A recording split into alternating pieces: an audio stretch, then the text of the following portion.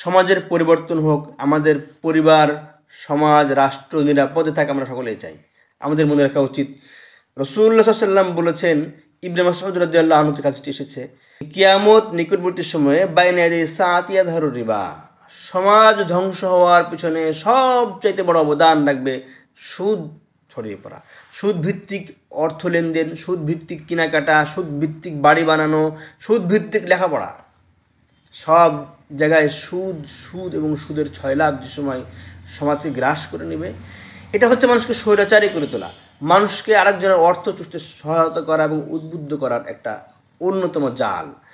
এরপরে বলছেন যে ওয়াজিনা, সমাজে যখন ব্যভিচার বেড়ে যাবে, সহশিক্ষার বদৌলতে হাই স্কুল থেকেই যে ব্যভিচারের প্রবণতা আমাদের সমাজে ছড়িয়ে পড়ে, কলেজ ইউনিভার্সিটিতে যে সেটা ব্যাপকতা লাভ করে, এই ব্যভিচার যদি নিয়ন্ত্রণ করা না যায়।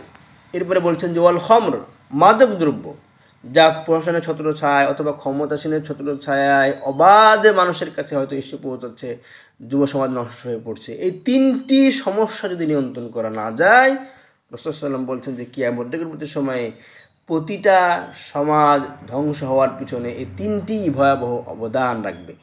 নাউযুবিল্লাহি মিন যালিক।